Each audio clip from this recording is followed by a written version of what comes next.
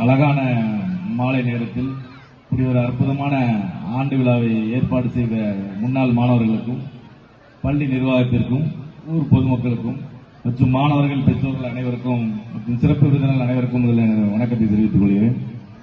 முதல்ல இந்த பள்ளிக்கு நான் பல தடவை வந்திருக்கிறேன். இந்த இடத்துல நான் அதிகமாக இந்த ஏரியாவில் பணி செஞ்சிருக்கிறேன். அதிகமான நேரம் இந்த பள்ளிக்கு வந்திருக்கிறேன். ஆனால் இப்படி ஒரு தோற்றத்தில் இந்த பள்ளி இன்னைக்கு தான் பார்க்குறேன். நான் உள்ள நுழையும் போது கூட ஃபங்க்ஷன் சொன்னாங்க. ஸ்கூல் ஃபங்க்ஷன் எந்த இடத்துல வச்சுன்னு தெரியல, ஏதோ கல்யாண வீடு மாதிரி இருக்கு. அதிகமான லைட்ஸ், அதிகமான இது கல்யாண வீடுகளே தாண்டுற அளவுக்கு ஒரு தனியார் பள்ளியை விட அதிகமான லைட்ஸ் போட்டிருக்காங்க. அப்போ ஒருவேளை நம்ம தான் இடம் எதுவும் மாறி வந்துட்டோமா அப்படின்னு பார்க்குற அளவுக்கு ஒரு சிறப்பான ஏற்பாடு முன்னாள் மாணவர்களும் ஊர் கமிட்டியும் சேர்ந்து அழகா பண்ணியிருக்கிறாங்க. முதல்ல அவங்களுக்கு எனது வணக்கத்தையும் நன்றியும் தெரிவிச்சுக்கிறேன். ஏன்னா இப்படி ஒரு சிறப்பான ஆண்டு விழாவை அரசு பள்ளியில நான் எங்கேயும் பார்த்ததில்லை. அதுவும் அவங்க சொல்ற மாதிரி தொடர்ந்து 57வது ஆண்டு விழாங்கிறது ஒரு தனியார் பள்ளியிலேயே அதை கொண்டு வர முடியாது. அவங்க எல்லாத்துக்கும் தெரிஞ்ச விஷயம் தான். அப்படி இருக்கும்போது ஒரு அரசு பள்ளியில 57வது ஆண்டு விழாவை இப்படி அழகா முன்னெடுத்து வரும் இந்த முன்னாள் மாணவர்களுக்கு நன்றியை தெரிவிச்சுக்கிறேன்.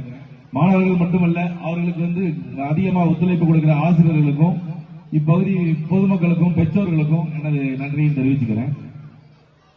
இந்த பள்ளியோட பேரே பெருந்தலைவர் காமராஜர் பேர்ல இருக்கு. பெருந்தலைவர் எல்லாருமே தலைவர் தான். ஆனா பெருந்தலைவர்ங்கிறது யாருன்னா தலைவர்களுக்கெல்லாம் தலைவர் தான் பெருந்தலைவர். அதுவும் பெருந்தலைவர் காமராஜரோட பேர்ல இருக்கு. காமராஜர் ஆட்சி காலத்துலதான் 7% இருந்த பள்ளி அறிவு பெற்ற நம்ம மாநிலம் 37% உயர்ந்தது. அதே மாதிரி இந்த பள்ளியிலையும் அதிகமான மாணவர்கள் படிக்கிறாங்க. அது இந்த பள்ளியோட பேரும் காமராஜர் பேர்ல இருக்கிறது இதுக்கு இன்னொரு பெருமைக்குரிய விஷயமா இருக்கும். காமராஜர் கண்ட கனவை இந்த ஊர் மக்கள் கண்டிப்பா நிறைவேற்றிட்டு இருக்கிறீங்க. அவருடைய பேர்லயே பள்ளி இருக்கிறது இன்னும் ஒரு சிறப்பான ஒரு விஷயமா இருக்கு. எனக்கு முன்னால பேசின வட்டார வளர்ச்சி அலுவலர் நம்ம யூனியன் சேர்மன் சொன்ன மாதிரி அரசாங்கம் பல்வேறு திட்டங்களை கொண்டு வந்துருக்காங்க. படிக்கிற மாணவர்களுக்கு கல்வி ஒரு தடையா இருக்கக்கூடாது, கல்வி ஒரு தடையா இருக்கக்கூடாது, பொருளாதாரம் ஒரு தடையா இருக்கக்கூடாது அப்படிங்கிறதுக்காக பல்வேறு திட்டங்களை கொண்டு வராங்க. இன்னும் அந்த திட்டங்களை பற்றிய விழிப்புணர்வும் நமக்கு வரணும். என்னதான் முன்னாள் மாணவர்கள் சொன்னாலும், ஆசிரியர்கள் அதை எடுத்து சொன்னாலும், பெற்றோர்களை அதை பற்றிய ஒரு விழிப்புணர்வு வரணும். மாணவர்கள் பாத்தீங்கன்னா காலை உணவு திட்டம் ஒரு சிறப்பான திட்டம், மதிய உணவு திட்டம் ஏற்கனவே இருக்குது. அதை படிக்கிற மாணவர்களுக்கு தேவையான அனைத்து அடிப்படை வசதிகளும் அரசாங்கத்திலிருந்து பண்ணி கொடுக்குறாங்க. எதனால பண்றாங்க? மாணவர்களுக்கு எந்த ஒரு தடையுமே எந்த ஒரு விஷயத்திலையும் இருக்கக்கூடாது. அனைத்து விஷயத்தையும் நம்மளே பண்ணி கொடுக்கணும், அரசாங்கமே பண்ணி கொடுக்கணும். அப்பதான் மாணவர்களோட கல்வி தரம் உயரும். அப்படிங்கிறதுக்காக ஒரு காரணத்துக்காக தான் கொண்டு வராங்க. நிறைய கிராம பகுதிகளில் பள்ளிக்கூடங்கள் அதிகமா திறந்து அதிகமான கல்வி அறிவு மக்களுக்கு கொடுத்துட்டு இருக்காங்க. எதனால? ஒரு மாணவருக்கு கொடுக்கிற கல்வி அறிவு அந்த மாணவரை மட்டும் இல்ல, அந்த அவரோட குடும்பத்தை உயர்த்தும். அவரோட குடும்பம் அவரை மட்டும் இல்லாம அந்த ஏரியா, அதை சுற்றி உள்ள சமுதாயம், சுத்தி உள்ள கிராமத்தை. இப்ப பாத்தீங்கன்னா அவங்களோட முன்னாள் மாணவர்கள் ஏற்கனவே இங்கிருந்து படிச்சாங்க. படித்த மாணவர்களால தான் இவ்வளவு ஒரு சிறப்பான செயலை இந்த பள்ளிக்கூடத்துக்காக பண்ண முடியுது. அவர்களால இங்க 152 மாணவர்கள் படிச்சுட்டு இருக்கீங்க. இன்னும் அதிகமான மாணவர்கள் படிக்க போறீங்க. எதனால? இவங்களுக்கு ஏற்கனவே கல்வி கொடுத்ததுனாலதான். இங்க இருந்து படிக்கிற மாணவர்களும் இன்னும் நீங்க மட்டும் இல்ல படித்த அவங்களோட கல்வி உங்களுக்கு மட்டும் பயன்படாம உங்களை சுத்தி இருக்கிறவங்களுக்கும் இந்த கல்வி பயன்படணும். அதுதான் கல்வி. கல்வி நம்ம படிச்சோம், ஒரு வேலைக்கு போனோம், ஒரு நல்ல இடத்துல சம்பளம் வாங்கணும், நம்ம குடும்பத்தை பார்த்த ஒரு சிறப்பான கல்வி கிடையாது. ஆசிரியர்கள் பாத்தீங்கன்னா ஒரு மாணவர்கள் எவ்வளவு மாணவர்களுக்கு கிளாஸ் எடுத்துட்டு இருக்காங்க, எவ்வளவு மாணவர்கள் நல்வழி கொண்டு வந்துட்டு இருக்காங்க. அந்த விஷயம் தான் இங்க இருந்து படிக்கிற மாணவர்களுக்கும் இதை நீங்க சொல்லணும்.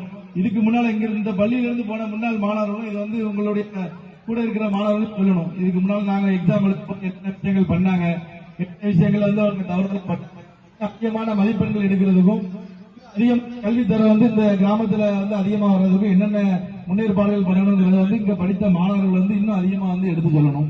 அரசாங்கமே பாத்தீங்கன்னா பள்ளி மேலாண்மை குழுன்னு ஒரு குழு ஆரம்பிச்சு இதுல பெற்றோர் ஆசிரியர் கழகம், பள்ளி மேலாண்மை குழு வராங்க. எதுக்காகன்னா இந்த கல்வி தரத்தை உயர்த்துறதுக்காக தான். அதை உயர்த்துறதுக்கு அரசாங்கத்துக்கு எப்படி முன்னாள் மாணவர்கள் ஆசிரியர்கள் சப்போர்ட்டா இருக்கணும், அதே மாதிரி பெற்றோர்களும் யாரும் இருக்கணும், ஸ்டூடெண்ட்ஸும் இருக்கணும். இந்த பள்ளியை பொறுத்த வரைக்கும் உங்களுக்கு எந்த குறையும் இல்லைன்னு நினைக்கிறேன்.